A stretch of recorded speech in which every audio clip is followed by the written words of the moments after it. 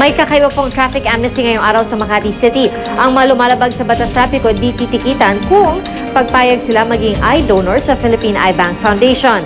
May ulat on the spot si John Consulta. John? Pia, bakas ang tuwa sa mata ng mga miyembro ng Makati Police at ng opisyal ng Eye Bank Foundation of the Philippines sa paglulunsad ng kanilang kakaibang programa pang-trapiko para sa araw na ito. Tagaktak ang pawis ni Julio Sarmiento nang mahuli siya kanina sa Makati. Lumabag kasi siya sa tricycle ban ng lungsod, kaya siya pinara ng miyembro ng Makati Police. Pero laking tuwa ni Mang Julio nang malamang hindi siya titikitan sa araw na ito kapalit ng isang kondisyon. Ito'y kung papayag siyang maging eye donor ng Eye Bank Foundation of the Philippines. Hindi, maluwag sa dibdib ko yan. Dahil siyempre, may matutulungan ako pag nawala ko.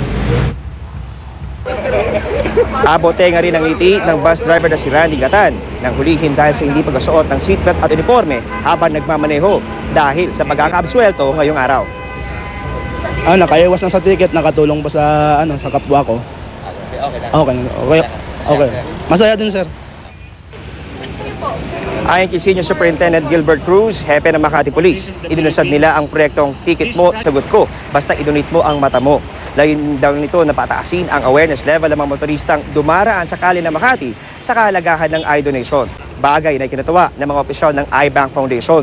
Pati nga mga miyembro ng Makati PNP pumirma na rin para maging donor sa programa. Ginigising lang namin sila na in their own little way, pwede silang tumulong by donating their eyes. Any ordinary person can be a hero in somebody else's heart, somebody else's life, in somebody else's eyes. Lahat tayo pwede maging bayani sa mata ng iba. Pimirma lang tayo ng donor card, you can change a life. Isang araw lamang ang proyekto ito, Pia, sa Makati, pero umaasa ang Eye Bank Foundation of the Philippines na susunod din ang ilang mga lugar, hindi lang sa Metro Manila, kundi ilang sa lalawigan sa bansa para sumuporta rin sa kanilang programa. Pia? Maraming salamat, John Consulta.